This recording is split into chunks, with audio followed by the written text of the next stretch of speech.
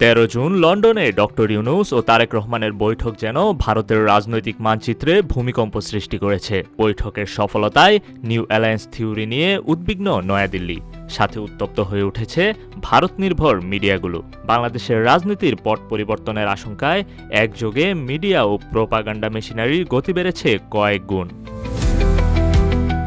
লন্ডনের আলোচনায় বদলেছে দক্ষিণ এশিয়ার রাজনীতির সুর। ডক্টর ইউনূস ও তারেক রহমানের বৈঠক এখন আন্তর্জাতিক মিডিয়ার হট টপিক।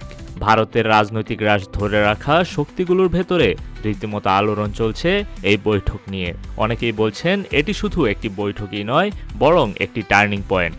আর সেই থেকেই শুরু ভারতের প্রোপাগান্ডা ও রাজনৈতিক হুমড়ি খেয়ে পড়া। বাংলাদেশে নিষিদ্ধ ঘোষিত সংগঠনের তৎপরতা গণমাধ্যমে প্রকাশ না পেলেও ভারতের প্রচার মাধ্যমে তা যেন রীতিমতো উৎসব। দি ওয়াল, ইন্ডিয়া টুডে বা দি নর্থ ইস্ট একযুগে নেমে পড়েছে তথ্য বিকৃতির প্রতিযোগিতায়। দিনরাত প্রচার হচ্ছে আওয়ামী লীগের কর্মকাণ্ড, প্রতিবাদ, এমনকি ভবিষ্যৎ কর্মসূচির কল্পিত বিশ্লেষণ। এসবের পেছনে রাজনৈতিক উদ্দেশ্য এখন প্রশ্নাতীত।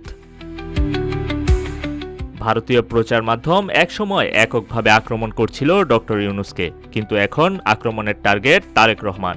নানা গুজব, ষড়যন্ত্র তত্ত্ব, এমনকি সামরিক অভ্যুত্থানের আশঙ্কাও ছড়ানো হচ্ছে ইচ্ছে মতো।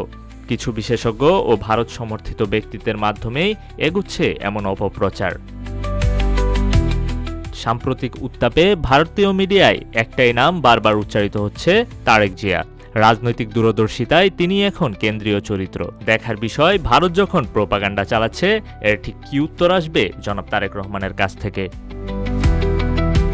প্রচারণার দৌড়ে ভারতীয় মিডিয়া এখন প্রায় সীমা ছাড়িয়ে যাচ্ছে। কবে শেখ হাসিনা দেশে ফিরবে তার ভবিষ্যৎবাণী দিচ্ছে ভারতীয় জ্যোতিষীরা। এমনকি তারেক রহমানের দেশে ফেরা নিয়েও চলছে বিকৃত প্রচার। বাস্তবতা হলো, এসব প্রচেষ্টার বেশিরভাগই বুমেরাং হয়ে ফিরছে ভারতের দিকেই।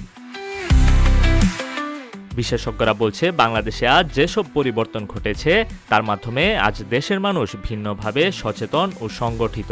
যে দল বা শক্তি ভারত নির্ভর, জনগণ তাদের থেকে মুখ ফিরিয়ে নিচ্ছে। এই সত্য বুঝতে দেরি হলে আওয়ামী লীগের রাজনীতির বাকি ইতিহাসটা হয়তো শুধুই পরিণতির গল্প হবে। নিউজ ডেস্ক, রূপালী বাংলাদেশ।